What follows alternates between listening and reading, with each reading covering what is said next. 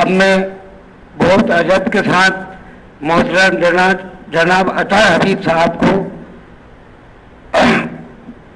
آواز دے رہا ہوں کہ وہ آئیں اور قربانی کے تعلق سے اپنی بات رکھیں. بسم اللہ الرحمن الرحیم.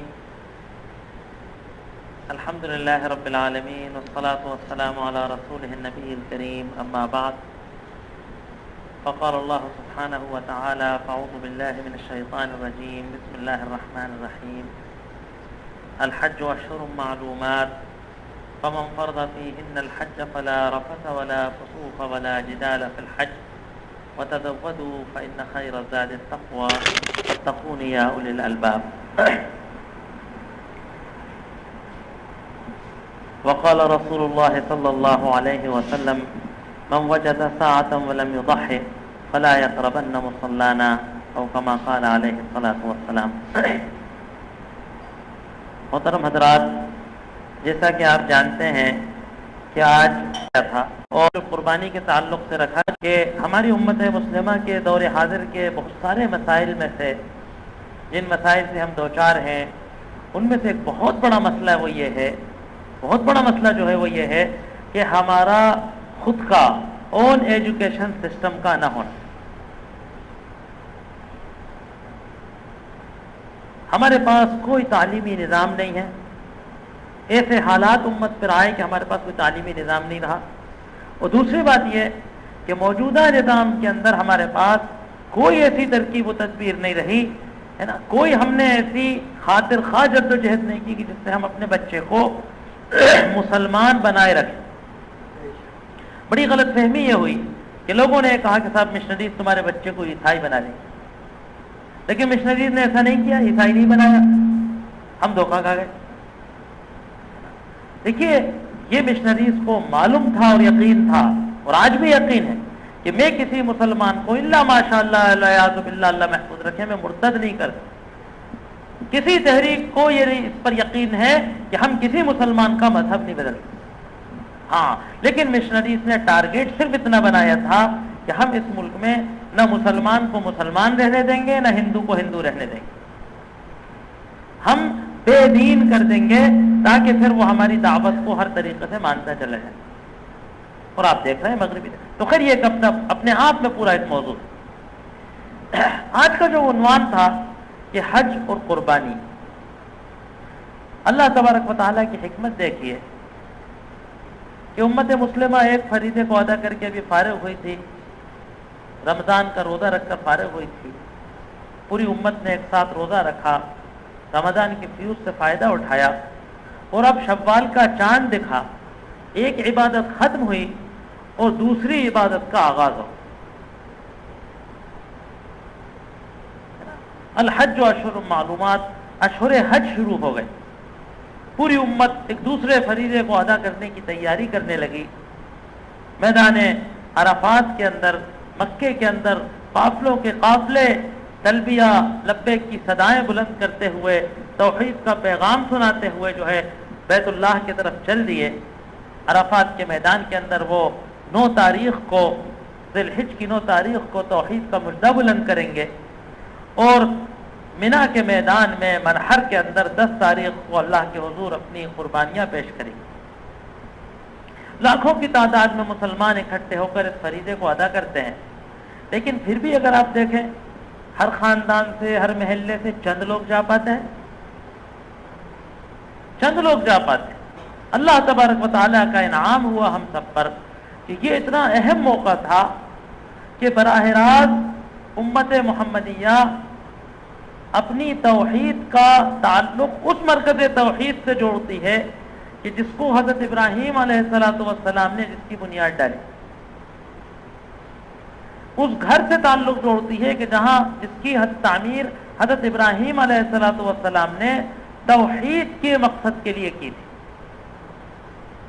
تو اللہ تبارک و تعالیٰ نے ایک موقع رکھا قربانی کو واجب فرما کے، قربانی کو مشروع فرما کے، کہ تمام مسلمانان دنیا ہے نا، کہا کہ حدی لأہل الموسم، حج پر جو لوگ ہیں، موسم کہا جاتا ہے حج کے، ویسے تو عربی میں موسم سیزن کو کہا جاتا ہے، لیکن موسم کہا جاتا تھا قدیم زمانے سے عربی زبان کے اندر، حج کے زمانے کے لیے، حج کے اس ایونٹ کے لیے موسم کہا جاتا.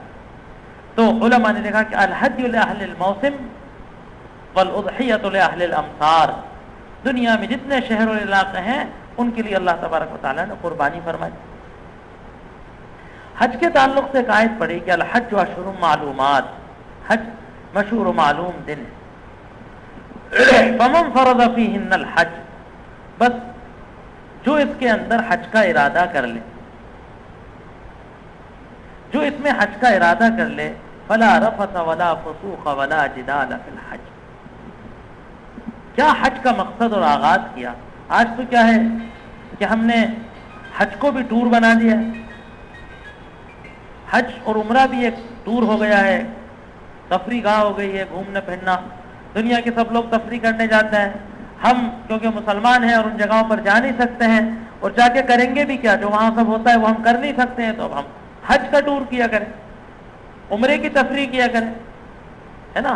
اب یورپ جیسی سڑکیں ہم کہاں دیکھیں، وہ بلڈنگیں کہاں دیکھیں، وہ بجلی کے زینے کہاں دیکھیں، وہ عالیشان مال میں کیسے ٹہلیں، تو اب مکے چلے گئے. خیر سب ایسا نہیں کرتے، لیکن بہرحال یہ ایک فیشن بڑھتا چلا جا رہا ہے. حج کا مقصد کیا ہے؟ اللہ تبارک و تعالیٰ نے بہت مختصر، حج پر تو بہت لمبی لمبی باتیں ہوتی ہیں، ایک آیت کی اس سے پہلے کے لیے، جانے سے پہلے کیا یہ نوعیت اگر ہے تو حج کرنے کا کوئی فائدہ ہوگا. اگر تم نے خود اپنے آپ کو پہلے ایسا کیا تھا تب حج کا کوئی فائدہ ہوگا. فلا رفث ولا فسوق ولا جدال. رفث کہتے ہیں گندگی کو، بے حیائی کو، بے شرمی کو. فلا رفث کوئی بےہودگی نہیں، بے حیائی کی بات نہیں. ولا فسوق، فسوق کہتے ہیں اللہ کی نافرمانی کو. ولا جدال، اور جھگڑا نہیں. ہمارے ہاں تو شروع جھگڑے سے ہوتا ہے. حج ٹریول کے دروازے پر جا کے دیکھیں کتنا جھگڑا ہو رہا ہوتا ہے. وہ جھوٹ بول رہا ہوتا ہے، لوگ اس کو گالیاں دے رہے ہوتے ہیں، وہ دھوکہ دے رہا ہوتا ہے، لوگ رو رہے ہوتے ہیں، اس کا گریبان پکڑ رہا ہوتا ہے، کوئی جو ہے فون کر کے جو ہے کھڑا ہوتا ہے، صاحب اس کا کیا کیا جائے، فلاں فلاں کو بھیجیے، ڈرانا ہے، دھمکوانا ہے، دھمکی دلوانی ہے. ولا جدال فی الحج. تو جو حج پہ نہ بھی جا سکتا ہے، اگر وہ اپنے اندر حاجیوں جیسی صفت پیدا کرنا چاہتا ہے تو یہ اللہ تبارک و تعالیٰ نے حج کی. وَتَزَوَّدُوا، حج کی تیاری بھی کرو. فَإِنَّ خَيْرَ الزَّادِ التَّقْوَىٰ، بہترین ذات کیا ہے؟ تقویٰ. دیکھیے پھر وہی لفظ آ گئے. نماز کے ساتھ، روزے کے ساتھ، زکوٰۃ کے ساتھ، حج کے ساتھ جتنے فرائض اسلام ہیں سب کی غرض و غایت اگر ہے تو کیا ہے؟ تقویٰ. دوسری آیت، حج کے ہو جانے کے بعد کیا ہونا چاہیے. ابھی حج ہونے والا ہے، اس کے بعد کیا ہونا چاہیے، ہے نا. فَإِذَا قَضَيْتُم مَّنَاسِكَكُمْ، جب تمہارے مناسک پورے ہو جائیں، سارے ارکان تم ادا کر دو، قربانی کر چکے ہو، مینا سے گزر چکے ہو، تو کیا ہو؟ فَاذْكُرُوا اللَّهَ كَذِكْرِكُمْ آبَاءَكُمْ أَوْ أَشَدَّ ذِكْرًا. بس تم اللہ کے نام کو یاد کرو، اللہ کی چرچا کرو. ذکر کہتے ہیں یاد کرنا، زبان سے ذکر کو بھی ذکر کہتے ہیں، لیکن عربی کے اندر اصلا ذکر کہتے ہیں یاد کرنا. اب زبان سے بھی کریں اور دل سے بھی کریں، یہ سب سے افضل اور اعلیٰ صورت ہے. لیکن زبان سے کریں اور دل سے نہیں کریں کوئی فائدہ نہیں. دونوں. فَاذْكُرُوا اللَّهَ، اللہ کا تذکرہ کرو، اللہ کی چرچا کرو. کیسی؟ كَذِكْرِكُمْ آبَاءَكُمْ، جیسے کہ تم اپنے باپ دادا کی چرچا کرتے ہو، اپنی خاندان و برادریوں کی چرچا کرتے ہو، جس طریقے سے تم اپنے جھنڈوں اور اپنی پارٹیوں کی چرچا کرتے ہو، ہے نا. اور پھر قرآن نے آگے وہ تصحیح کر دی. یہ بھی حق نہیں ادا ہوگا کہ اگر تم اللہ کا چرچا ویسی کرنے لگو جیسے تم اپنی اور اپنے باپ او اشد ذکرہ، بلکہ اس سے بھی زیادہ زور سے ذکر کرو. اب یہ حج اور حج کا تذکرہ اگر تمہارے اندر یہ صفت نہ پیدا کر سکے کہ اللہ کا نام، اللہ کی مرضی، اللہ کا حکم، اللہ کی مشیت، اللہ کا ذکر، اللہ کی چرچا تمہارے دلوں اور تمہاری زبانوں پر اپنی نظریات سے، اپنے افکار سے، اپنے مذہبوں سے، اپنے مسلکوں سے اپنے خاندانوں سے، اپنی برادریوں سے، اپنی پارٹیوں سے، اپنے جھنڈوں سے زیادہ اگر تمہارے دل کے اندر اللہ کی یاد نہیں ہے، تمہارے حج کا تذکرہ، حج کا ایونٹ، حج کرنا، حج دیکھنا کوئی تمہارے لیے فائدہ نہیں رکھتا۔ اب اللہ تبارک و تعالیٰ نے لوگوں کی دو نوعیتیں بتائی۔ میں نے کہا کہ ہم تو اتنے لالچی ہو چکے ہیں، اتنے حریص ہو چکے ہیں کہ ہم اگر اللہ سے کچھ مانگتے بھی ہیں کبھی، اگر ہم اللہ سے کچھ مانگتے بھی ہیں کبھی، تو کیا مانگتے ہیں؟ اسی دنیا کا مانگتے ہیں، اسی دنیا کا مانگتے ہیں۔ لوگ کہتے ہیں صاحب وہی صاحب عمرہ کرنے جا رہے ہیں، دعا فرمائیے گا۔ کیا ہو گیا؟ ارے صاحب بچے کا اس سال PMT ہے، آپ سوچا وہاں بھی جا کے دعا کرنا، مانگا بھی تو اسی دنیا کے لیے، اسی گھٹیا دنیا کو ہی مانگا اللہ۔ کسی کی رسائی بہت بڑے دربار تک ہو جائے اور وہ وہاں 10 روپے مانگے، لوگ کہیں گے احمق ہے، بے وقوف ہے، نکالو اسے یہاں سے۔ وَمِنَ النَّاسِ مَن يَقُولُ رَبَّنَا آتِنَا فِي الدُّنْيَا۔ دو کردار اللہ بتا رہے، چننا ہمارا کام ہے کہ ہم کس کردار کو چنیں۔ لوگوں میں سے کچھ ایسے ہیں جو کہتے ہیں ربنا اے پروردگار ہمیں تو دنیا ہی دنیا میں دے دے، ربنا آتنا فی الدنیا، تو ہمیں دنیا ہی دنیا دے دے۔ ساری جد و جہد ان کی تعلیم کی، تربیت کی، کام کی، کاج کی، یہاں تک کہ والعیاذ باللہ اللہ محفوظ رکھے، دین کی بھی مقصد یہی ہے۔ جو دنیا کی تعلیم حاصل کرتا ہے نا، وہ تو دنیا کے لیے حاصل کرتا ہی ہے، لیکن شرم کی اور افسوس کی بات یہ ہے کہ جو دین کی تعلیم حاصل کرے اور مقصد اس سے دنیا کمانا ہو، جو دین کا ڈھکوسلا اڑے اور مقصد اس سے دنیا کمانا ہو، وما لہ فی الآخرۃ من خلاق۔ کیا کہا؟ جن کی نیت یہ ہوتی ہے، جن کی غرض و غایت یہ ہوتی ہے، جن کے کام کرنے کی کنسیپٹ یہ ہوتا ہے، جن کی دعا یہ ہوتی ہے، جن کی ہر آرزو یہاں جا کر ٹوٹتی ہے کہ دنیا مل جائے، ان کے بارے میں اللہ نے کہا وَمَا لَهُ فِي الْآخِرَةِ مِنْ خَلَاقٍ، ایسوں کو آخرت میں کوئی نصیب نہیں ملتی۔ دنیا مانگی تھی مل جائے گی۔ وَمِنْهُمْ مَن يَقُولُ، اور ان میں سے کچھ ایسے ہیں جو کیا کہتے ہیں رَبَّنَا آتِنَا فِي الدُّنْيَا حَسَنَةً۔ ذرا غور دیکھیے قرآن کی بلاغت، ایک ایک لفظ کیا کر دیتا ہے۔ ان میں سے کچھ ایسے ہیں جو کہتے ہیں اے پروردگار عالم آتنا فی الدنیا حسنہ، ہمیں دنیا کے اندر، وہ بھی دنیا مانگتے ہیں، آتنا فی الدنیا، ہمیں بھی دنیا میں دے، لیکن کیا کچھ بھی دے دے، ملغوبہ دے دے، اچھا دے دے، برا دے دے، نہیں، حسنہ، اچھائی دے، سچائی دے، نیکی دے، اعلیٰ کردار دے، ظرف دے، نبیوں کا اخلاق دے، حسنہ دے، پاکی دے، طہارت دے، حلال دے، ہر کچھ مت دے دے۔ وہ تو کیا کہتے تھے بس دنیا دے دے، کہیں سے بھی دے دے، کچھ بھی دے دے، اچھی دے دے، گندی دے دے۔ وفی الآخرت حسنہ، دنیا میں بھلائیاں مل جائیں، حسنہ مل جائے، اور آخرت میں چھن جائے، بڑی محرومی کی بات، بڑی ناقص۔ وفی الآخرت حسنہ، اور آخرت میں بھی بھلائی دے دے۔ یہاں تک بات پوری ہو گئی تھی۔ آخرت کی بھلائی کا مطلب ہی یہ ہے کہ جنت ملے اور دوزخ نہ ملے، ہے نا۔ وقنا عذاب النار، اور ہمیں نار کے عذاب، جہنم کے جلنے کے عذاب سے بچا لے۔ اللہ کیا کہتا ہے اولئک لہم نصیب مما، اللہ کہتا ہے ہم ان کو وہ دیں گے جو انہوں نے مانگا، ہے نا۔ بلکہ اللہ کا اصول ہے جو جو مانگتا ہے اللہ اسے ہی دے، جو دنیا مانگتا ہے اسے کہتا ہے دنیا لے لے، اور جو دنیا اور آخرت مانگتا ہے اللہ اسے کہتا ہے دنیا اور آخرت دے دے گی۔ تو یہ حج کے تعلق سے ہمیں ذہن میں رکھنا۔ حج کے تعلق سے بہت بات ہو گئی ہے نا، بہت باتیں ہو رہی ہیں آج کل۔ اس سے ایک دوسری چیز سے جڑی تھی، وہ قربانی جو مضمون میں جڑی تھی۔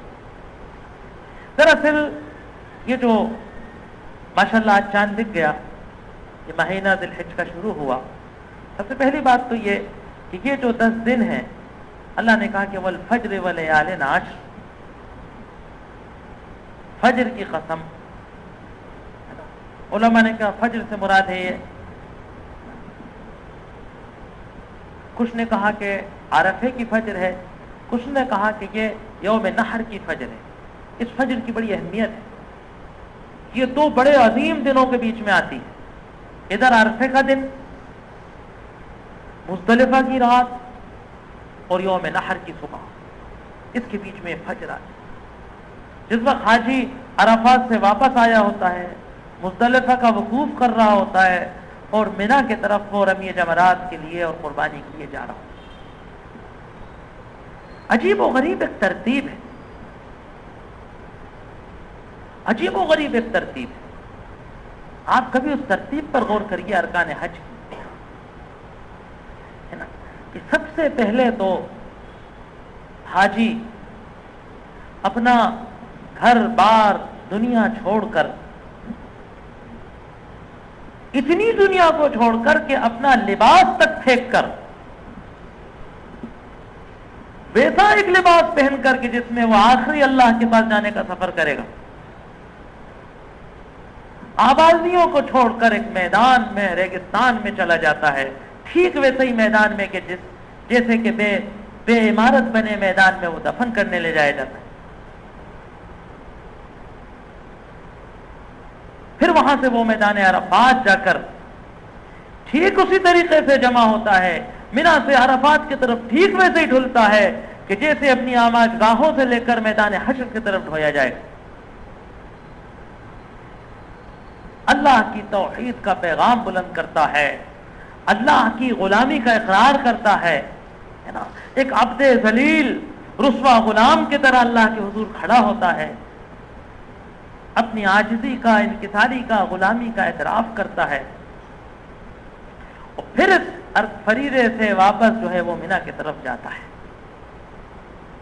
وہ منا کی طرف جاتا ہے، اور مزدلفہ میں کھڑا ہوتا ہوا وہ یوم نحر کی طرف جاتا ہے۔ اور اب اس کو ایک بہت عظیم عمل ادا کرنا ہے، جو اسوہ ابراہیمی کا عمل ہے، کہ اس کو قربانی ادا کرنی۔ یہاں اللہ کی حکمت دیکھیے کہ اس قربانی سے پہلے جو ترتیب ہے وہ یہ ہے کہ وہ منا کے میدان میں جاتے ہوئے رمی جمرات کرتا۔ رمی جمرات یعنی کہ شیطان کو کنکوری مارنا، جو ہمارے عام عوامی الفاظ میں کہا جاتا ہے شیطان کو مارنا۔ اس کے پیچھے ایک بڑی یاد ہے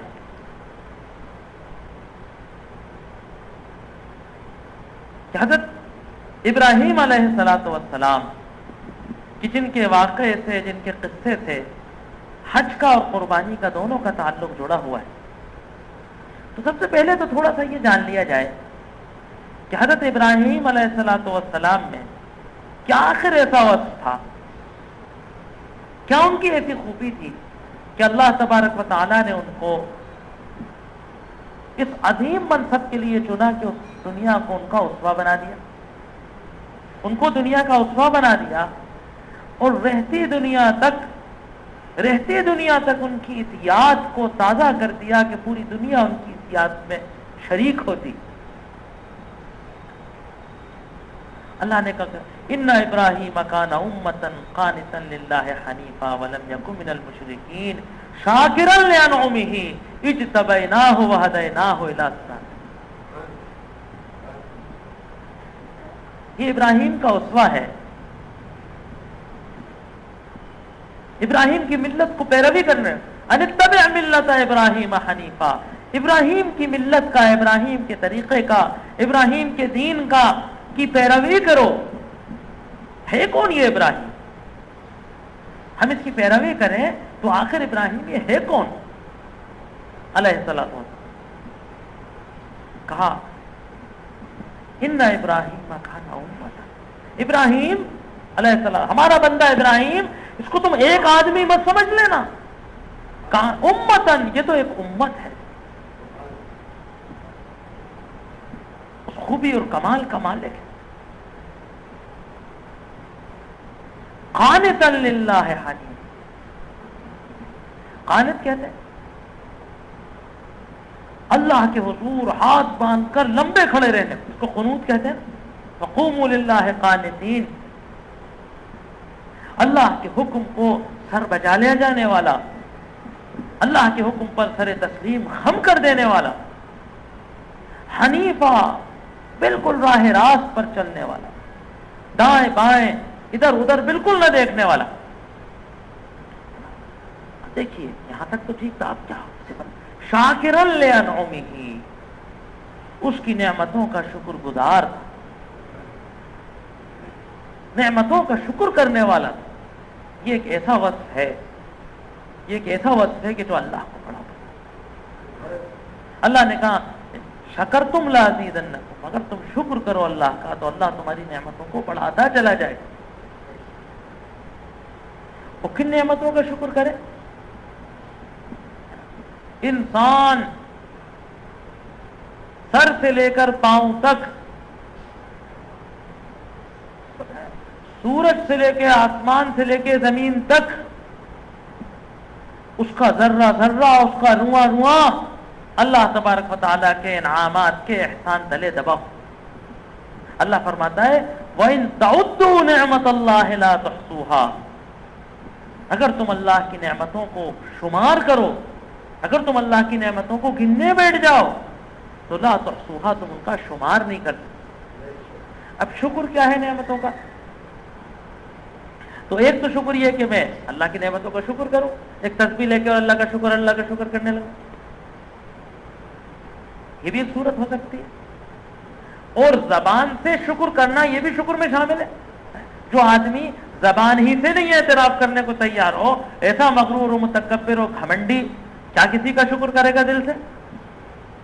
تو زبان سے اللہ کا شکر یہ بھی ہے، یہ بھی اس کا ایک حصہ ہے، بنیادی حصہ ہے. لیکن اصل شکر کیا ہے کہ اللہ کی نعمتوں کو پہلے تو سمجھنا. ناشکرے کو کیا کہہ دیتا ہے؟ احسان فراموش، احسان ناشناس. تو احسان ماننے والا اللہ کے احسانوں کو پہلے تو پہچانے کہ اللہ نے مجھ پر کیا کیا احسان کیے. شیطان تو یہ گھمنڈ دکھاتا ہے نا، شیطان تو یہ سو جاتا ہے کہ انما اوتیتہ علی علم. بڑی بری بات ہے، علم میں بڑی خوبیاں ہیں، علم بڑے اللہ کی نعمت ہے، لیکن علم کے ساتھ ایک بڑی آفت ہے. کوئی سا بھی علم ہو، ہنر ہو، اس کو بڑی ایک آفت ہے کہ اگر وہ اللہ کا تقوی اس میں شامل نہیں ہو، اللہ کے تشکر کا استحضار نہیں ہو، تو ہوتا کیا ہے نقصان؟ کہ شیطان یہ سجانے لگتا ہے کہ یہ سب کامیابی، یہ سب ترقی، یہ سب محنت، یہ سب میں نے اپنے علم اور اپنی محنت سے کی.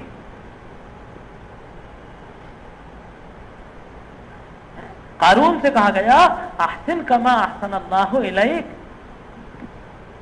تو بھی اچھائی کر، احسان کر جیسے اللہ نے تیرے ساتھ احسان کیا. تو اس کو بڑا برا لگا، یہ کوئی بات ہوئی صاحب، میں نے محنت کی، میں نے MBA کیا، میں نے سیکھا، میں نے جھوٹ بولنا سیکھا، میں نے بے ایمانی کرنا سیکھی، میں نے گھپلا کرنا سیکھا، میں نے ہیرا پھیری کرنا سیکھی، اتنی محنت کی، رات دن لگایا، صبح شام ایک کرتی، بیوی بچے بھول گیا، ماں باپ بھول گیا، رشتہ دار خاندان چھوڑ دیا، دوست احباب سے نہیں ملا برسوں سے، میں پاگلوں کی طرح پیسہ کما رہا ہوں اور کہہ رہا ہے اللہ نے دیا. یہ کوئی بات ہوئی؟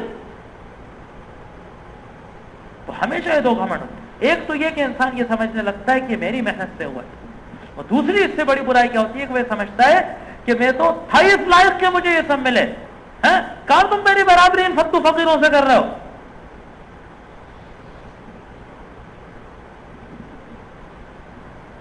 شکر کیا ہے کہ اللہ کی نعمت کا احساس ہو، ہے نا. وہ یاد رہے کہ اللہ نے کیا کہا تھا، واللہ اخرجکم من بطون امہاتکم لا تعلمون شیئا. یہ ڈگریاں جو تمہارے دروازے پر لٹک رہی ہیں، یہ تم ماں کے پیٹ سے لے کر نہیں آئے تھے. اللہ تو کیا کہتا ہے، تم کچھ بھی نہیں جانتے تھے، اللہ نے تمہیں پڑھایا، لکھایا، سکھایا، اسباب فرمائے. دوسرے کو وہ اسباب نہیں ملے تو وہ جاہل رہ گیا، تمہیں اسباب ملے تو تم انجینئر بن گئے، ہے نا. دوسرے کو نوکری نہیں ملی تو وہ ڈگری لے کر ٹھیلا لگاتا ہے، تمہیں اسباب مل گئے تو تم آج ایگزیکٹو آفیسر بنے بیٹھے ہو. وہی دستخط کروانے آتا ہے تو تم بھاؤ دکھاتے ہو، نخرے کرتے ہو، وقت نہیں ہوتا تمہارے پاس. پھر شکر کیا ہے کہ اللہ کی نعمتوں کا وہ استعمال کرنا کہ جس کے لیے اللہ نے انہیں بنایا ہے. اللہ نے آنکھ کی نعمت دی تو اس کا استعمال اللہ کی مرضی کے لیے ہونا چاہیے. اللہ نے دست بازو دیا تو اس کا استعمال ظلم کے لیے نہیں بلکہ مظلوموں کی مدد کے لیے ہونا چاہیے. اللہ نے دولت دی تو حرام میں نہیں حلال میں خرچ ہونا چاہیے، ان مدوں میں خرچ ہونا چاہیے جس میں اللہ نے خرچ کرنے کو کہا ہے۔ علم دیا تو اس سے اللہ کے دین کی خدمت ہونا چاہیے، اللہ کے مخلوق کی خدمت ہونا چاہیے، اللہ کے بندوں کی خدمت ہونا چاہیے۔ تو یہ ابراہیم علیہ السلام کہتا شاکرا لانعمہ، ان خوبیوں کے لیے کیا ہوا، اجتبیناہ وہدیناہ، ہم نے اس کو چن لیا اور راہ راست کی ہدایت دے دی۔ تو یہ حضرت، اب دیکھیے کہ اللہ تبارک و تعالیٰ نے حضرت ابراہیم کو کس مقام سے سرفراز کیا، خلت سے سرفراز، خلت کے مقام سے سرفراز۔ واتخذ اللہ ابراہیم خلیلا۔ اب آپ تھوڑی سی ایک نگاہ حضرت ابراہیم کے سفر پر ڈالیے کہ حضرت ابراہیم نے کیا کیا۔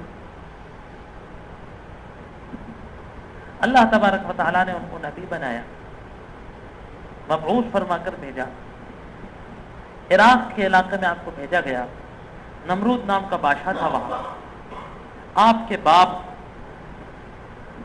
باپ اس شرک کے نظام میں بہت بڑے عہدے پر فائز تھے۔ یوں سمجھیے کہ بادشاہ کے بعد سب سے بڑا جو مذہبی رہنما ہو سکتا تھا، جو عزت و مقام ہو سکتا تھا، وہ آپ کے باپ کو پا۔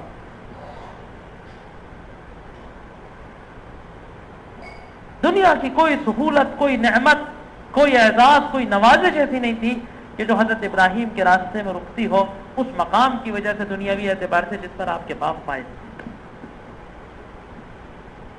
اللہ نے جب آپ کو یہ کام دیا تو آپ نے اپنے باپ کو دعوت دینے کی کوشش کی، اس مشرک معاشرے میں آپ نے جو ہے دعوت دی۔ وہ کہا کیا کہ دیکھیے، حق کے معاملے میں بڑا اور چھوٹا نہیں ہوتا، سینئر اور جونیئر نہیں ہوتا، مسئلہ کیا ہے، جانی من العلم ما لم یاتک، میرے پاس علم میں سے وہ چیز آ گئی ہے جو آپ کے پاس نہیں ہے، آپ اس میں نا، تو آپ میری بات مان لیے، میں آپ کو راہ راست دکھا دوں۔ اور پھر بڑے پیار سے سمجھایا۔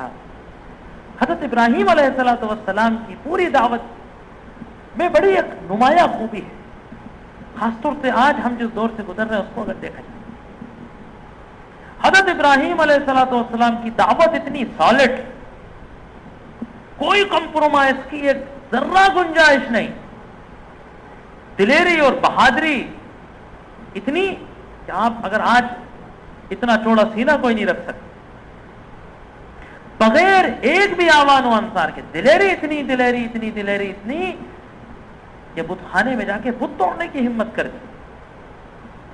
لیکن دعوت اتنی پولائٹ کہ ایک دعوتی جو اللہ نے اقتباسات نقل کیے، کہیں غصہ، گالی گلوچ تو بہت دور کی بات ہے، ہلکی سی جھنجھلاہٹ تک نہیں۔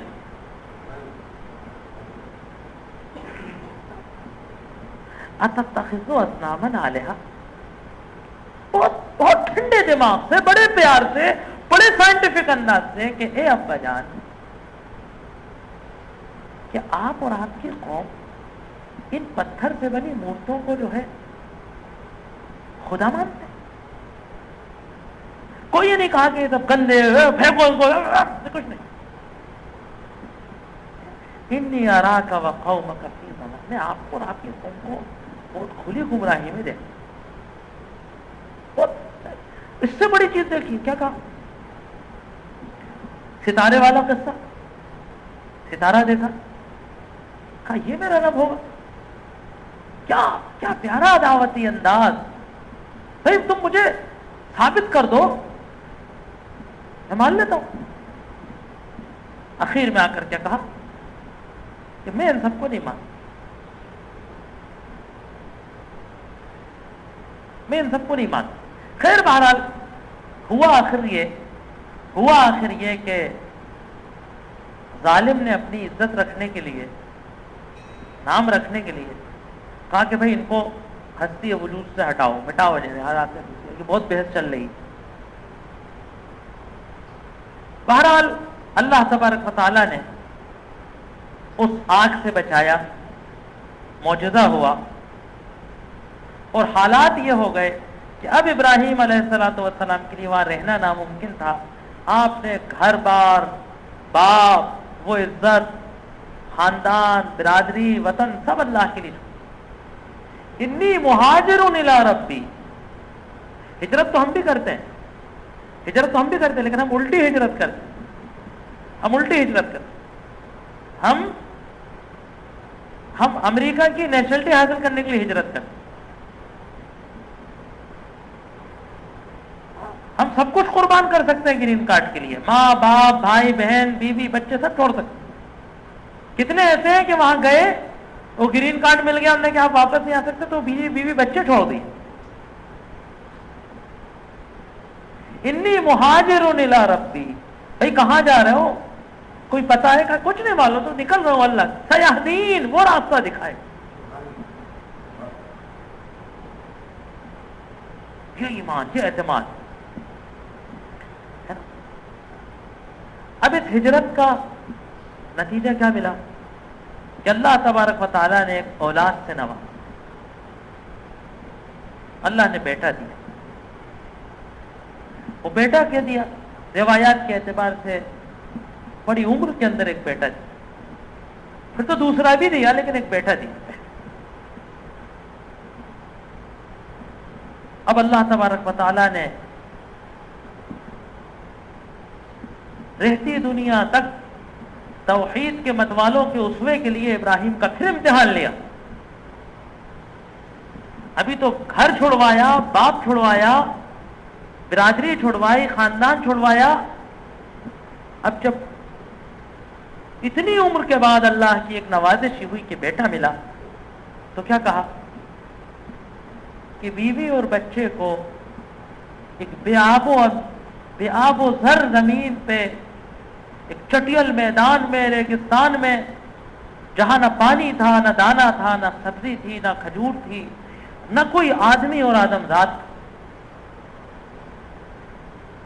وہاں پر اللہ کے اس نبی، اللہ کے اس برگزیدہ بندے حضرت ابراہیم علیہ السلام نے اپنی بیوی اور بچے کو چھوڑ دیا.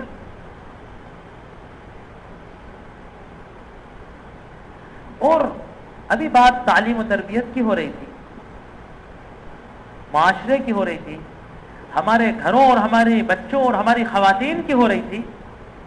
اس اسوے میں سے ذرا دیکھیے، ابراہیم علیہ السلام تو واقعی اللہ کے بڑے قریب تھے، خلیل تھے، اس لائق تھے کہ ان کو خلت ملنے والی تھی.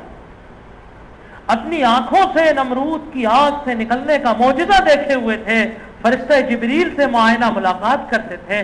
ان کا ایمان تو کتنا بھی پختہ ہو سکتا تھا، ہم یقین کر سکتے ہیں.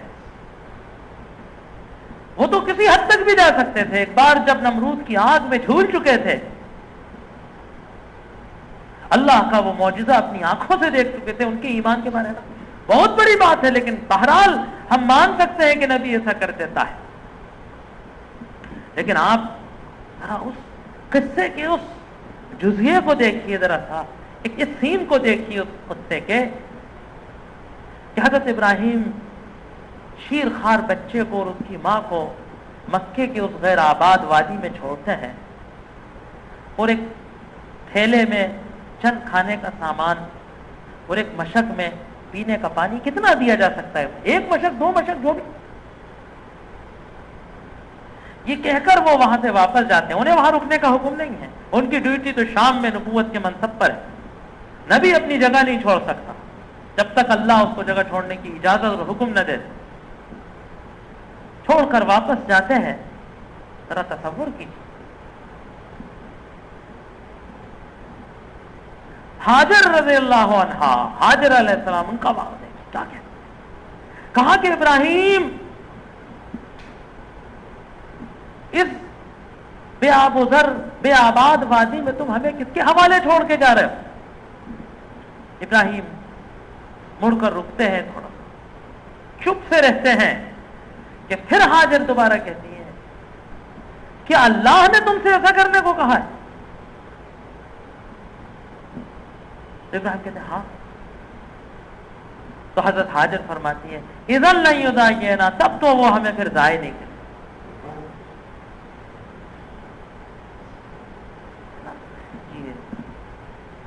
عورت سے جنم لیا تھا حضرت اسماعیل علیہ السلام. خیر بہرحال پھر وہ کہانی وہ قصہ آپ سب جانتے ہیں کس طریقے سے اللہ نے اس بچے کے پیروں کے نیچے سے زمزم کا پانی نکالا.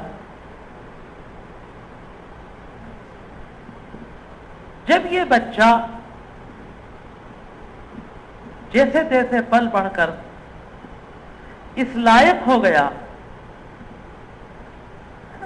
ہر باپ کی یہ تمنا ہوتی ہے, وہ سب کچھ کرنے کو تیار ہوتا ہے, وہ راتوں کو جاگتا ہے, دنوں میں مزدوری کرتا ہے, وطن چھوڑ چھوڑ کر بیرون وطن کمانے جاتا ہے, اوور ٹائم کرتا ہے, اپنی جوانی بھلا دیتا ہے, اپنی جوانی کو جھلسا دیتا ہے, اپنی خواہشات کو ختم کر دیتا ہے, اپنے ہر ارمان کا قربانی دے دیتا ہے نا, اپنا پیٹ کاٹ دیتا ہے, بھوکا سو جاتا ہے کس امید میں کہ میں اگر اپنے بچوں کا مستقبل بنا دوں گا تو یہ بڑھاپے میں میرے کام آئیں, یہ بڑھاپے میں میرے کام آئیں. جب میرے ہاتھ پیروں میں اتنا کام کرنے کی گنجائش نہیں رہے گی تو یہ میرے ہاتھ پیر بنے گی. اللہ فرماتا ہے فَلَمَّا بَلَغَ مَعَهُ السَّعْيَ, جب وہ بچہ اتنا بڑا ہو گیا کہ وہ اپنے باپ کے ساتھ جد و جہد کر سکے, اس کے کام میں معاون بن سکے, اس کو سہارا دے سکے ہے نا, اس کے بڑھاپے کی لاٹھی بن سکے, اس کے کندھے پہ ہاتھ رکھنے کے چلنے کے لائق ہو گیا, تو اللہ نے کہا کہ اس بچے کو ہمارے حضور قربان کر دو,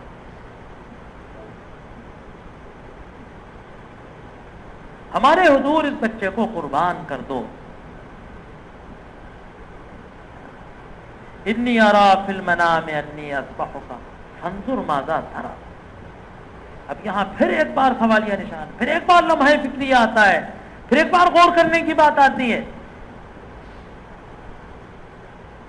کہ باپ نے اس بچے کے سامنے تجویز رکھی کہ عجیب و غریب مسئلہ ہے, تمہارے تعاون تمہاری مدد کے ساتھ کے بغیر یہ کام ہو نہیں سکے گا, اللہ نے مجھے یہ آزمائش, یہ حکم ملا. پھر ایک اور بات دیکھیے کیا وہ تربیت تھی. ہمارے یہاں تو پریشانی یہ ہے کہ مربی اور مصلح اور دائی جو ہوتا ہے چاروں طرف وہ اپنی جد و جہد کرتا ہے, اور سب سے برا حال چراغ تلے اندھیرا ہوتا ہے. سب سے برا حال اس کے سرپرست وہاں ہوتا ہے جہاں اس کی سرپرستی. لیکن نبیوں کی شان ایسی نہیں تھی. بچے نے کیا کہا, قربان جائیے, اس 12 14 13 11 9 10 12 اس سے زیادہ نہیں. اللہ نے قرآن نے جو حد بتائی ہے کہ بلغ معه السعی,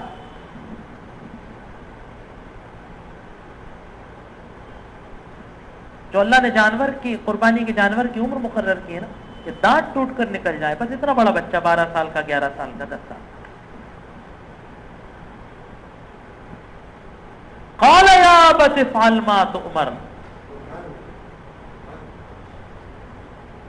بچہ کہتا ہے اے ابا جان افعل ما تؤمر, کر گزریے وہ کہ جس کا آپ کو حکم دیا جا رہا ہے. ستجدنی انشاءاللہ من الصابرین, انشاءاللہ آپ مجھے صابروں میں سے پائیں, صبر کرنا والا پائیں. فلما اسلما, دیکھیے اب اللہ تبارک و تعالیٰ نے یہاں صیغہ تثنیہ استعمال, جب ان دونوں نے اپنے آپ کو اللہ کے حکم کے سپرد کر دیا, جب ان دونوں نے اپنے سر کو اپنے دل کو اللہ کے لیے جھکا دیا, وَسَلَّهُ لِلْجَبِينَ, اور ابراہیم نے یہ نہیں کہ خالی ارادہ ہے آدمی میں, واقعی اللہ کے حکم کو کر گزرے, بچے کے ماتھے کو زمین سے لگا دیا.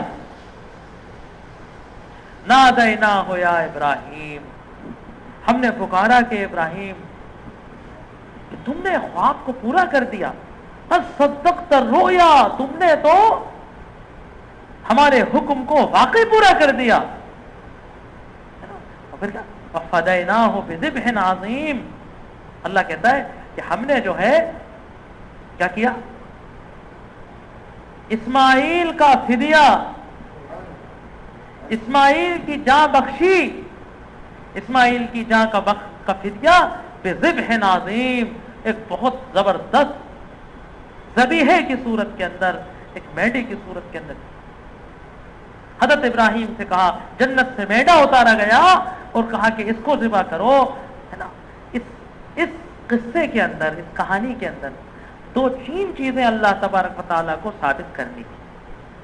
ہم جس وقت قربانی کے دن جانور کو ہاتھ میں لے کے اور چھری ہاتھ میں لے کر جس وقت قربان کرنے جا رہے ہوں، اس وقت ہر قربانی کرنے والے کے ذہن کے اندر یہ قصہ مستحضر ہونا چاہیے.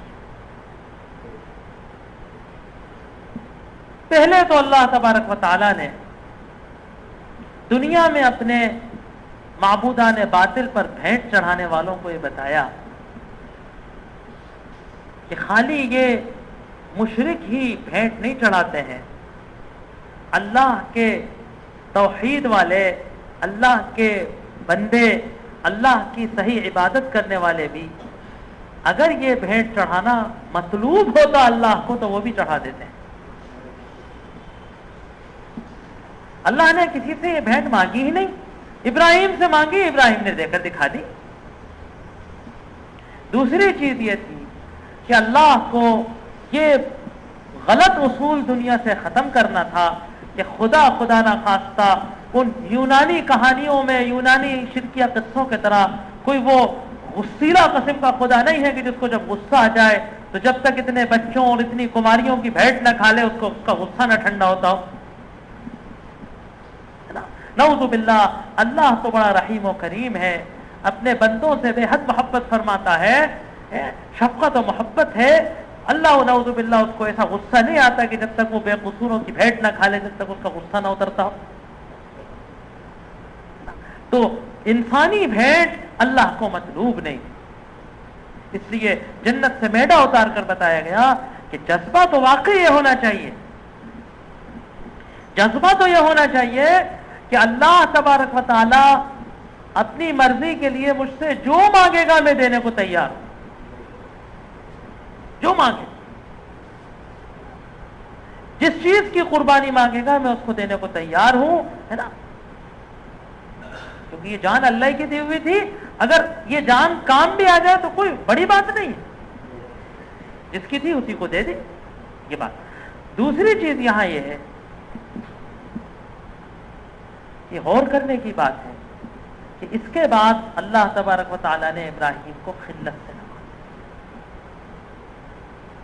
ہمارا حال تو یہ ہے، ہمارا حال تو یہ ہے کہ ہم اپنے بچوں کو ٹھنڈک میں صبح اٹھا نہیں پاتے فجر کی نماز کے لیے کہ سردی ہے چلو سونے دو، ہم ایک ٹھنڈے پانی سے اس کو بچانے کی تو فکر کرتے ہیں. اور ابھی جو بات ہو رہی تھی کہ قوا انفسکم واہلیکم نارا، آگ سے بچانے کی فکر نہیں کرتے. تو اس کہانی کی یاد میں اللہ تبارک و تعالیٰ نے یہ قربانی کی رسم، ہے نا، اگر رسم کہنا صحیح ہو، ویسے اسلام میں رسم کا لفظی صحیح نہیں ہے نا. وَلِكُلٍّ جَعَلْنَا مَنْسَكًا، مناسک ہے. یہ مناسک کیسے کہتے ہیں؟ مظاہر عبادت، ہے نا. تو یہ اللہ تبارک و تعالیٰ کو. اب اس قربانی کی حکمت کیا ہے، اس کی مصلحت کیا ہے؟ دو چیزیں اس کے اندر اللہ نے. ایک تو یہ کہ تمام دنیا کے لوگ حج کے اور اس اسوہ ابراہیمی سے جڑ سکتے. اللہ کو اپنے اس بندے ابراہیم کی یہ ادا اتنی پسند آئی، اپنے خلیل کی یہ ادا اتنی پسند آئی کہ قیامت تک اللہ تبارک و تعالیٰ نے اس کی یاد کو امر کر دی. جب یہ مہینہ آتا ہے، جب یہ زمانہ آتا ہے، جب عید قربا آتی ہے نا، جگہ جگہ اس قصے کو بیان کیا جاتا ہے، اس قربانی کو یاد کیا جاتا ہے، اس مقام خلت کی قدردانی کی جاتی ہے نا، اس کے اسوے پر چلنے کا حکم دیا جاتا ہے، اس کو دلوں میں اس کو استحضار کرایا جاتا ہے. دوسری مصلحت یہ کہ اللہ تبارک و تعالیٰ نے ہے نا اپنے بندوں پر وسعت کا، توسعت کو رکھ دیا کہ کم سے کم سال کے اندر ایک دن تو ایسا آئے گا کہ جس کے اندر امت کا کوئی گھرانہ ایسا نہیں ہوگا کہ جس میں گوشت نہ ہو. بقرعید کے بہت سارے جو غرض و غایت ہیں اس میں سے ایک ٹارگیٹ یہ ہونا چاہیے، یہ ہمارے اجتماعی انداز پر کچھ ایسی کوشش کرنا چاہیے، یہ فکر تازہ رکھنا چاہیے ہر انسان کو اپنے گھر کے اندر، اپنے بھائی بہنوں کے اندر، اپنے رشتہ دار اقارب کے اندر، اپنے پڑوس کے اندر، اپنے محلے کے اندر، اپنے خاندان کے اندر اس بات کی فکر کرنی ہے کہ کم سے کم آج کوئی مسلمان گھرانہ ایسا نہ ہو کہ جس میں گوشت نہ پکے۔ زکوٰۃ الفطر کی حکمت یہ تھی کہ کوئی گھر ایسا نہ ہو کہ جو پیٹ بھر کے کھانا نہ کھائے، اور آج یہ ہے بقرعید کے دن کہ کوئی گھر ایسا نہ ہو کہ جس میں گوشت نہ پکا۔ اس کو عربی میں کہتے ہیں اضحیہ۔ تھوڑی سی اس کے تعلق سے گفتگو ہو جائے، اس کو عربی میں اضحیہ کہا جاتا ہے۔ یہ لفظ اصلاً یہ لفظ اضحیٰ سے بنا ہے نا؟ اصل میں اس کے دو مصدر آ سکتے ہیں، ایک اس کو یوں کہا جا سکتا ہے اضحیٰ یضحی تضحیۃً، یعنی قربانی سے، جیسے قربانی دینا، وطن کے لیے قربانی دینا، مشن کے لیے قربانی دینا، ماں باپ کے لیے قربانی دے دینا۔ لیکن اصلاً یہ عربی زبان میں نکلا ہے اضحیٰ یضحی۔ ضحیٰ کہتے ہیں چاشت کے وقت، چاشت کے وقت قربانی کا جانور ذبح کرنا، یہ اس کا اصل لفظ ہے۔ کیونکہ عام طور سے مینا کے اندر، زمانے سے مینا کے اندر یہ اسی وقت ذبح کرنا اس کا شروع ہوتا تھا، چلتا تو وہ 3 دن تک ہے، لیکن جو ہے اس لیے اس کو جو ہے وہ اضحیٰ کہا جاتا ہے۔ اس کا حکم کیا ہے؟ اس کے حکم میں علماء کے اندر تھوڑا سا اختلاف ہے، تھوڑا سا اختلاف۔ بعض حضرات کے یہاں یہ سنت مؤکدہ سنت ہے، اور بعض حضرات کے یہاں جیسے کہ احناف کے یہاں یہ واجب ہے نا؟ نبی کریم صلی اللہ علیہ وسلم نے فرمایا من وجد ساعتن، جس نے گنجائش پائی، جس کے پاس اتنی گنجائش ہے کہ وہ قربانی کر سکتا ہے، ولم یضحی، اور قربانی نہ کرے، فلا یقربن مصلانا، تو وہ ہماری عیدگاہ کے قریب بھی نہ آئے، ہماری نماز میں شریک نہ ہو۔ تو قرینہ قیاس کی سمجھ آتا ہے کہ اتنی سخت ہم کی واجب کے چھوڑنے کے علاوہ کسی چیز پر نہیں دی جاتی۔ چنانچہ علامہ ابن تیمیہ رحمۃ اللہ علیہ نے بھی امام ابو حنیفہ کے قول کی تائید کی اور کہا ہے کہ احادیث کے لہجے کو دیکھ کر ایسا معلوم ہوتا ہے کہ ظاہر اظہر قول، واظاہر قول یہی ہے کہ وہ واجب ہے۔ باقی دیگر ائمہ کے یہاں کچھ حضرات کے سنت ہے، تو یہ اس کی ہے نا، تو ہمارے یہاں یہ واجب ہے، بہت اہتمام اس کا کرنا چاہیے۔ بعض وقت دیکھا گیا ہے کہ لوگ تھوڑی سی اس کے بارے میں لاپرواہی کرتے ہیں۔ لوگ سمجھتے ہیں کہ صاحب قربانی ادا ہو گئی، ہم شریک ہو گئے، فلاں ماموں کی تھی وہاں ہم چلے جاتے ہیں، نانا کرتے ہیں ہم وہاں چلے جاتے ہیں۔ خالی یہ کوئی تہوار نہیں ہے کہ صاحب وہ ہے جہاں پوجا ہو رہی ہے وہیں چلے جاؤ۔ یہ اللہ تبارک و تعالیٰ نے واجب کی ہمارے اندر، اللہ نے تمام چیزوں کا حق ادا کرنے کو کہا۔ مال کا حق یہ ہے کہ زکوٰۃ ادا کی جائے، کھیتی کا حق یہ ہے کہ اس میں سے زکوٰۃ دی جائے، ہے نا، علم کا حق یہ ہے کہ اس پہ سے لوگوں میں اسے بانٹا جائے۔ تو اللہ تبارک و تعالیٰ نے انسانوں پر ایک احسان کیا کیا ہے کہ ان کو بہیمۃ الانعام، ان کو مویشی اور چوپایوں سے نوازا ہے نا۔ اور کیا دو چیزیں کہی گئی قربانی سے متعلق، آیت کے اندر دو چیزیں کی گئی کہ تم بہیمۃ الانعام کا شکر ادا کر سکو، تاکہ تم اللہ کا شکر ادا کر سکو اس پر کہ جو اس نے تمہیں بہیمۃ الانعام سے نوازا ہے نا۔ اور پھر عجیب بات دیکھیے، اللہ تبارک و تعالیٰ سخرہا لکم، اونٹ اتنا بڑا، بھینس اتنی بڑی، اللہ نے مسخر کر دیا، اللہ نے مسخر کر دیا، انسان اس کا استعمال کرتا ہے، اس کو ذبح کر لیتا ہے، اس کو حل میں جوت لیتا ہے، اس پر سوار ہو جاتا ہے، اس پر سامان ڈھوتا ہے۔ دوسری جگہ کیا کہا گیا؟ سخر لتکبر اللہ۔ دیکھیے رمضان کے لیے بھی کہا گیا لِتُكَبِّرُوا اللَّهَ عَلَى مَا هَدَاكُمْ، تاکہ تم اللہ کی بڑائی بیان کر سکو، اللہ کا ڈنکا بجا سکو۔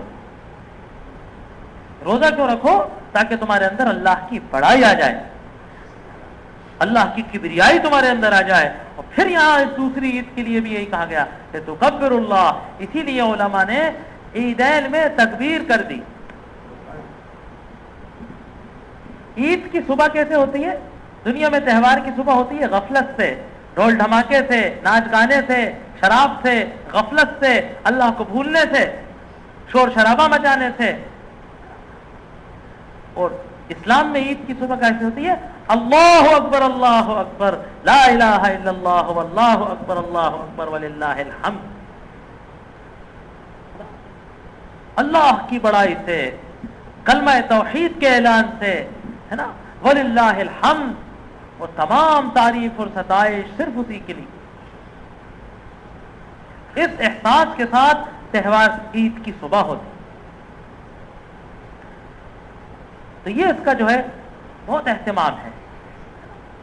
احناف کے یہاں ہر غنی پر یہ واجب۔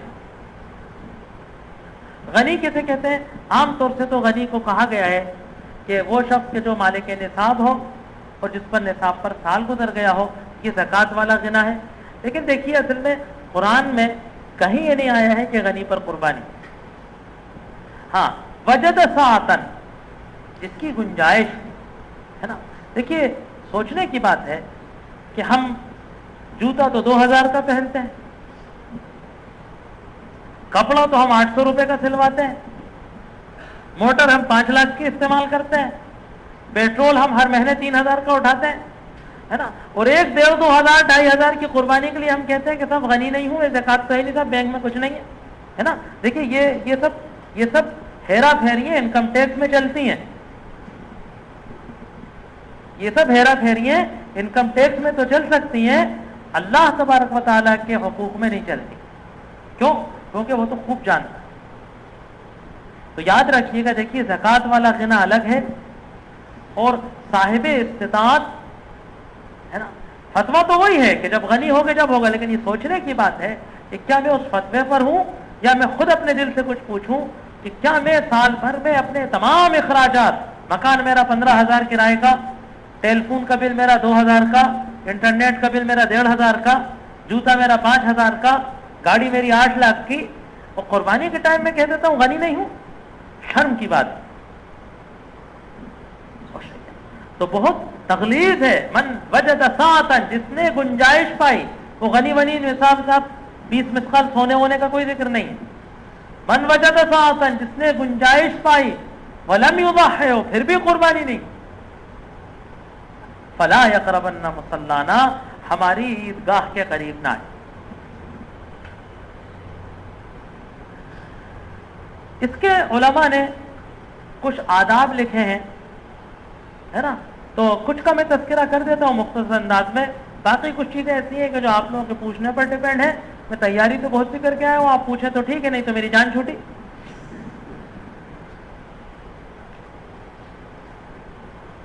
تو سب سے پہلی چیز جو غور کرنے کی ہے کہ اس کی کچھ شروط ہے، کس جانور کی اضحیہ ہو سکتی ہے؟ تو اللہ نے کہا بہیمۃ الانعام۔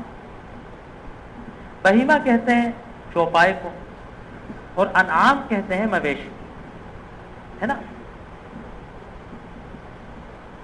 دوسرے انعام کی ایک تشریح عربی زبان کے اندر کیا ہے کہ، ہے نا، من الانعام 8 ازواج، من الابل 2 ومن البقر 2 ومن الغنم، کہ اونٹ، گائے اور بکری کو، اس میں بکری اور میڑا دونوں شامل ہے، بھیڑ، جو بھی اس کی صنفیں ہو سکتی ہوں، ان کو انعام کہا جاتا ہے۔ عربوں میں بڑا اختلافی مسئلہ ایک ہے اور بڑا چھڑ رہا ہے آج کل، اور ہمارا مزاج بن گیا ہے کہ اختلافی مسئلوں کو چھیڑنا۔ اور پھر ایک اور جو برائی ہو رہی ہے وہ کیا ہو رہی ہے کہ اختلافی مسئلے کے اندر اپنی اختلافی مسئلے پر اپنی رائے پر اصرار کرنا ہے نا، چلیے اصرار کرنے تک بھی چل جائے، اپنی رائے دوسرے پر بالجبر تھوپنا، یہ ہمارا مزاج بنے ہے نا۔ اور ہماری امت کا ماشاءاللہ کوئی سا بھی خیمہ، کوئی اپنے آپ کو دوسرے دلہا نہیں سمجھے، ہر خیمہ اس میں ید طولا بالکل بڑھ چڑھ کر حصہ لیتا ہے۔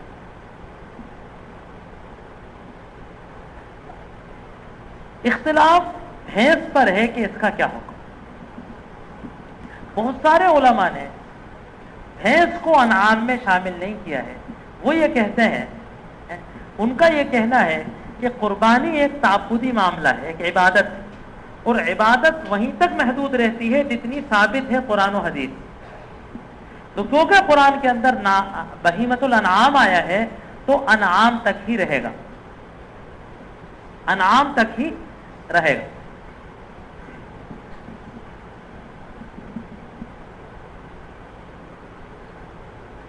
دوسرے علماء یہ کہتے ہیں کہ کیونکہ عربوں کے اندر جہاں عربی زبان ڈیولپ ہوئی تھی، حجاز کی زبان جس کو قرآن نے استعمال کیا ہے نا، وہاں پر بھینس نہ ہوتی تھی نہ وہاں کے لوگوں نے بھینس کبھی دیکھی تھی، اس لیے عربی زبان کے اندر بھینس کا اس وقت تذکرہ نہیں تھا۔ یہ بھینس کا وقت سے واسطہ سب سے پہلے اس وقت پڑا کہ جب عراق و ماوراء النہر کے علاقے فتح ہوئے یا جب مصر کا علاقہ فتح ہوا، تو بہت سارے علماء نے جب بھینس سامنے آئی اور یہ دیکھا گیا کہ بھینس کوئی نیل گائے ہرن جیسا جانور نہیں ہے کہ کسی نے بائی چانس کسی نے اس کو پالتو کر لیا، بچہ پکڑ لائے تھے گاؤں سے تو پال لیا، تھوڑا سا کسی نے شوقیہ فارم ہاؤس بنایا تھا بس ایک بار، ایسا نہیں ہے، بلکہ جاموس بھینس جو ہے ایک باقاعدہ مویشی ہے جو کچھ ممالک کے اندر باقاعدہ دودھ کی اصل سپلائی کا، دودھ کا اصل ریسورسز ہے نا، اس کو گائے کے طرح ہی پالا جاتا ہے، گائے کے طرح ہی اس کا دودھ استعمال کیا جاتا ہے، مویشی کی طرح ہی اس کے چمڑے کا استعمال ہوتا ہے، مویشی کی طرح ہی اس کا گوشت کھایا جاتا ہے، عین اس کا وہی استعمالات ہیں جو گائے کا استعمال تھا۔ تو ان نے اس کو گائے پر قیاس کرتے ہوئے زکوٰۃ میں بھی اس کا وہی نصاب شامل کیا اور قربانی میں بھی اس کی قربانی کو روا رکھا۔ میں یہ کہتا ہوں کہ لفظ بہیمۃ الانعام میں اس کی گنجائش ہے نا۔ دیکھیے انعام میں تو نہیں ہے، انعام تو عربی کا ایک مخصوص لفظ ہے، اس کا مطلب یہ ہے، لیکن بہیمۃ الانعام ہے نا، انعام میں کے چوپائے، انعام چوپائے ہے نا۔ تو بہرحال یہ علماء نے کہا، برسوں علماء نے اس پر عمل کیا، ایک رائے ہے نا، کسی کو یہ رائے کمزور و ضعیف لگتی ہو اس پہ عمل نہ کرے، اس پہ عمل نہ کرے، لیکن وہی بات کہ ہم اصرار کرنے لگے، دونوں دلیلیں سامنے رکھی اور اختلاف اقوال امت میں صدیوں سے اس پہ تعامل۔ میں بار بار اپنی مجلسوں میں کہتا ہوں کہ دیکھیے اختلاف اقوال کو نقل کیجئے، اختلاف اقوال کا ذکر کیجئے، اقوال کے اندر جو تعارض ہے اس کو دور کرنے کی کوشش کیجئے، احادیث و کتاب و سنت سے اقوال کے اقربہ من الکتاب و سنت کی تلاش کیجئے۔ لیکن اگر آپ یہ سوچیں کہ اختلاف اقوال ختم ہو جائے اور ہم ایک قول پر آ جائیں، یہ ناممکن ہے۔ اگر ایسا ہونا ہوتا تو محدثین کے، فقہا کے، مجتہدین کے زمانے میں ہو چکا ہوتا۔ اگر ایسا ہوتا تو علامہ ابن تیمیہ ہر جواب میں یہ نہیں کہتے کہ اس میں علماء کے دو قول ہیں، وہ کہتے کہ اس میں اللہ کا اور اس کے رسول کا ایک ہی قول ہے، باقی قول نہیں ہے۔ جب علامہ ابن تیمیہ جیسا آدمی کہتا ہے کہ اس میں دو قول، مجھے حیرت ہوتی ہے علامہ ابن تیمیہ کے نام لینے والوں سے، وہ پھر ایسی بے وقوفی باتیں کرنے والے۔ دیکھیے ہاں ایک اور بات یہ مت سمجھیے گا میں کوئی احناف کا کے دفاع کر رہا ہوں ہے نا، احناف نے زندگی میں اتنی بے وقوفیاں کی ہیں کہ جتنی کسی نے نہیں کی ہوں، خاص طور سے ان کا ایک خاص چہرہ جو ہمارے سامنے ان کی دفاع کے لیے کھڑا ہوتا ہے نا۔ اصل میں ایک اور میں بات بتاؤں، ہندوستان کے حنفیوں کو دیکھ کر آپ امام ابو حنیفہ اور امام ابو یوسف اور صاحب ہدایہ اور صاحب قدوری پر فیصلہ مت کیا کیجیے، یہ تو حضرت اورنگزیب عالمگیر کے زمانے کے بعد ایک مخصوص مزاج ہندوستان کا بن گیا ہے، کیونکہ اردو زبان کے اندر حنفی فقہ منتقل ہوئی، ترجمہ ہوا، بس لوگوں نے جو قول پڑھا سمجھے یہی قول ہے، سختی سے اس پر عمل کرنے لگے. پوری فقہ پر اس سے مت الزام لگا دیجیے. خیر بہرحال یہ تو ایک ضمنی بات ہے، یہ ایک الگ موضوع ہے. دوسری چیز یہ کہ جانور کی عمر کیا ہو.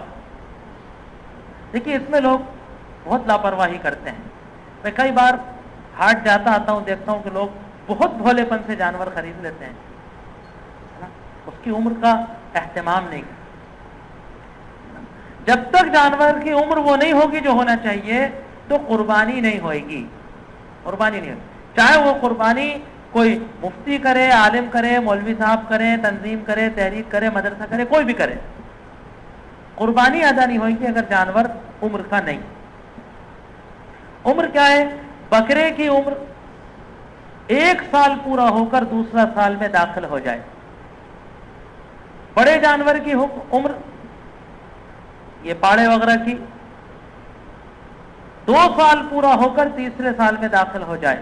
اور اونٹ کی عمر ہے کہ 5 سال پورا ہو کر چھٹے سال میں داخل ہو. عمر اصل. اب عمر کیسے پتہ چلے گی؟ عمر کیسے پتہ چلے گی؟ جو قوم 2 روپے کے لیے جھوٹی قسمیں کھا سکتی ہے وہ جانور کی عمر صحیح بتائے گی؟ تو اس کی علماء نے، بزرگوں نے، تجربے کاروں نے اس کی دلیل بنائی ہے دانت. جبکہ بکرے کے دانت 14 مہینے سے پہلے نکلتے ہی نہیں.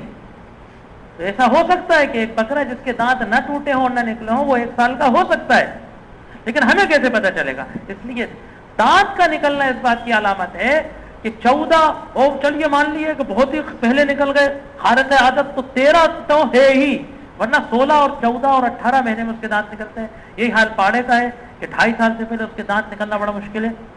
اگر ہے تو یہ یقین کامل ہے کہ وہ دھوکہ ہو چکا ہے. یہی حال اونٹ کا ہے. تو یہ اس کی دلیل بنے گی، ہے نا. اگر کوئی دوسری دلیل ایسا ہی ایتھینٹک، اتنی ہی محقق ہو 1 سال کے ہونے، تو اگر یقینی کوئی چیز ہو کہ جیسے کہ واقعی ہمارے گھر کا جانور ہے، واقعی کسی بھروسے مند آدمی کا جانور ہے، تو اس کو لیا جا سکتا ہے. یا کوئی دوسری ترکیب ہمارے پاس آ جائے آج کے جدید وسائل سے، 1 سال کا عمر ناپنے کی، 2 سال کی عمر ناپنے کی، تو ان کو بھی اپنایا جا سکتا ہے. لیکن ابھی تک کے حالات میں سب سے بہترین اور سب سے سیف طریقہ جو ہے یہ دانت دیکھتے ہیں. دوسری چیز یہ ہے کہ عمر پوری ہو. دوسری شرط یہ ہے کہ وہ عیب سے خالی ہو، عیوب سے خالی ہے نا. اللہ کے حضور قربانی پیش کی جائے اور وہ معیوب ہو، عیب والی ہو، یہ چیز مناسب نہیں، یہ چیز مناسب نہیں. اب عیب کیا ہے؟ یہ خود ایک بہت گنجلک چیز ہے. علماء نے کہا کہ 3 قسم کے عیب ہیں. ایک عیب تو وہ ہے کہ جس کا حدیث میں ذکر ہے. دوسرا عیب وہ ہے کہ جو اسی جیسا ہی ہے جیسا کہ حدیث میں ذکر ہوا ہے، اسی نوعیت کا ہے نا. اور تیسرا عیب یہ ہے کہ جو اس مقدار کا نہیں ہے جو حدیث میں جس کا ذکر ہوا ہے. میں مثال دیتا ہوں. حدیث میں ہے نا کہ لا تجزئ، قربانی ادا نہیں ہوگی، قربانی ادا نہیں ہوگی. کس کی؟ العوراء بین عورها. عورا کہتے ہیں ایک آنکھ جس کی خراب، عمیہ دونوں آنکھیں خراب کو، عورا ایک آنکھ. ایک آنکھ سے اندھی جانور نہیں آتا ہوگا. البین عورها، جس کا اندھا پن، جس کی ایک آنکھ کا خراب ہونا بین ہو، صاف ظاہر ہو، ہے نا. ایک صاحب کہنے لگے آنکھوں کا ٹیسٹ ہوتا ہے، ہمیں آتا ہے، لائیے گا ہم کریں. میں نے کہا صاحب اللہ میاں نے اتنی تکلیف دینے کو کہا ہی نہیں ہے. یہ کوئی بات ہوئی کہ جانچ ہوگی اس کی آنکھوں کی کہ صاحب دونوں سے برابر دکھ رہا ہے کہ نہیں؟ استغفر اللہ، تماشا بنا دیا. اللہ کا رسول البین عورها، ہے نا. اللہ کا بین ہے. وہ یہ کہہ رہا ہے کہ پوری ہاٹ میں کسی کو نہیں سمجھ آیا، وہ جانور دارالفتہ لایا گیا، 2 مولویوں نے اس کی آنکھ چیک کی، وہ پھر ہوا کہ صاحب اس کی قربانی ہوگی کہ نہیں ہوگی. البین عورها، جس کا ایک آنکھ سے نہ دکھائی دینا واضح ہو گیا ہے نا، والمریضۃ البین مرضها، اور بیمار کہ جس کی بیماری ظاہر ہو گئی، ظاہر نظر آ رہی ہو بیمار جانور ہے، اس میں سے کیڑے گر رہے ہیں، اس میں سے دانوں میں سے اس میں چھالے پڑے ہوئے ہیں، پس بہ رہا ہے نا، بیمار پڑا ہے، چک رہا ہے کوئی ہے نا، ورنہ تو سبھی جانور تھوڑے بہت بیمار ہو جاتے ہیں۔ العرجاء بین عضلها، ایک پیر سے لنگڑی کہ جس کا لنک ظاہر صاف نظر آ رہا ہو ہے نا، اور العجفاء التي لا تنقی، اتنی دبلی کہ اس کی ہڈیوں کا گودا سوکھ گیا۔ تو یہ 4 عیب ایسے ہیں کہ یہ حدیث میں آئے ہیں۔ بعض علماء کہتے ہیں کہ بس یہی عیب ہے، اس کے علاوہ کوئی عیب نہیں۔ دوسری حدیث ہے حضرت علی رضی اللہ عنہ کی کہ انہوں نے کہا کہ جو ہے اللہ کے رسول نے فرمایا کہ قربانی کے جانور کے کان ہے نا اور سینگ دیکھو، کان اور سینگ کو چیک کرو کہ ہے کہ نہیں ہے، ٹوٹا ہوا تو نہیں ہے آدھے سے زیادہ۔ کان کے اندر 3-4 لفظ آتے ہیں عربی میں ہے نا، ایک ہے کان کے اندر چھید ہونا، ایک ہے کان کا آڑا کٹا ہونا، اور ایک ہے کان کا یوں میں کٹا ہونا ہے نا۔ اصل میں جانور جو دیکھیے بہت سی چیزیں کیا ہے کہ فطرن اور عقلن بھی سمجھنا چاہیے۔ یہ جانور عام طور سے جنگل میں چرتے ہیں ہے نا، خاردار جھاڑیوں میں بھی چرتے ہیں، تو ان کے کانوں میں زخم آ جانا، ان کے کان کا کانٹوں سے الجھ کر تھوڑا سا پھٹ جانا، زخمی ہو جانا عام سی بات ہے۔ اصل میں احادیث کے اندر جو کٹے کانوں سے چھیڑخانی کرنے والے جانوروں پہ ممانعت ہے، وہ اصل میں جاہلیت کی ایک علامت تھی کہ جو بتوں پر جانور چھوڑے جاتے تھے ان کے کانوں میں خاص قسم کے کٹ مارے جاتے تھے، خاص قسم کے چھید کیے جاتے تھے اس علامت کے لیے ہے نا۔ تو خیر ان کو اکثر علماء نے کہا ہے کہ بعض نے اس کو عیب میں شمار کیا ہے، اس عیب میں کہ جس سے قربانی نہیں ہو سکتی۔ تو 4 وہ اور 2 یہ اور ہو گئے، 6 عیب ہو گئے ہے نا، اور اسی جیسے اور عیب ہو جائیں گے ہے نا۔ بعض علماء نے کہا کہ یہ جو عیب ہیں کان والے سینگ والے، یہ کیا ہے، اس سے قربانی ادا تو ہو جائے گی لیکن ایسی قربانی کو کرنا مکروہ ہے، مکروہ ہو جائے گی، ادا ہو جائے گی، کیونکہ اس میں لا تجزئ نہیں ہے۔ کہا ہے کہ قربانی کے جانور میں ان چیزوں کا خیال رکھو، دیکھو ان چیزوں کو چیک کرو قربانی سے پہلے۔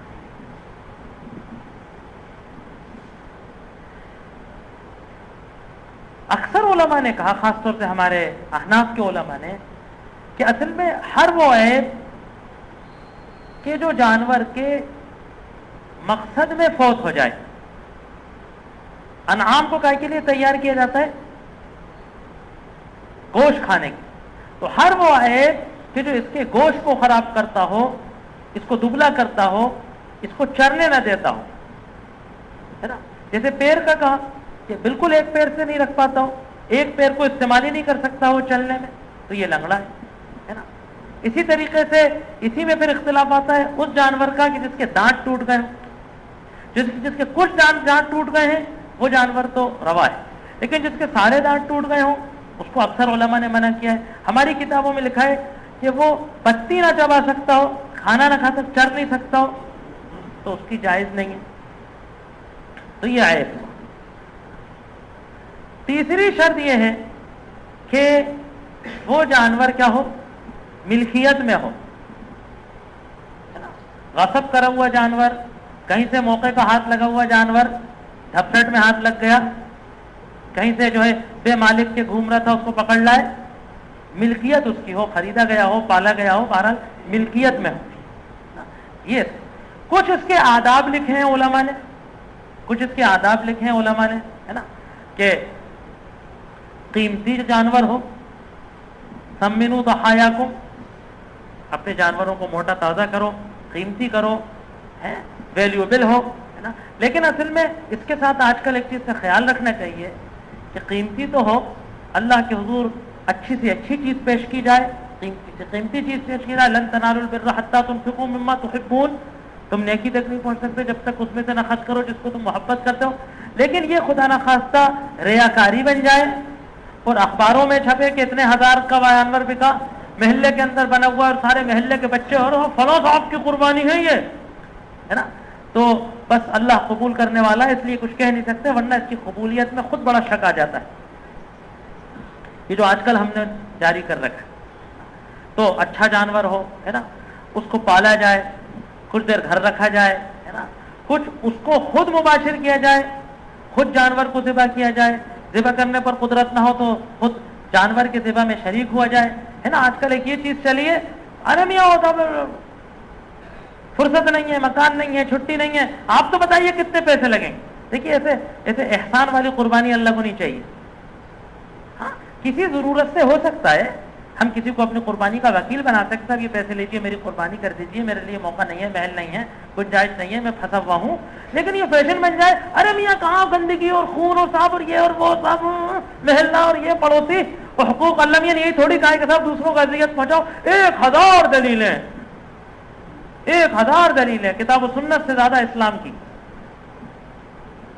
کیا وہ ساتھ قلب ہے اسلام میں نا, قربانی بھی مت کریے, بکرے کی بو بھی نہ آ جائے, گندگی بھی نہ ہو جائے, ہے نا, وہ ہمارے سر پہ باجا بجائیں, کسی کو انکار نہیں, ہے نا. تو خود قربانی کا مباشر ہو, ہے نا, ذبح کے آداب ہیں ان کو کیا جائے, ہے نا, دعا پڑھی جائے, ہے نا. اب ایک آخری چیز یہ کہ اس کے گوشت کا کیا استعمال ہے, اس میں بھی لوگوں کو بڑی طرح طرح کے لوگوں کے ذہن کے اندر آتا ہے. دیکھیے علماء نے صراحت کی ہے کہ اللہ تبارک و تعالیٰ نے حدیث میں, قرآن میں اس کے 3 استعمال بتائے گئے. ایک تو یہ کہ خود کھایا جائے, دوسرا یہ کہ اس کے گوشت کو اقارب کو, رشتہ داروں کو, پڑوسیوں کو, دوست احباب کو, چاہے وہ غنی ہوں کہ فقیر ہوں, جیسے بھی ہوں,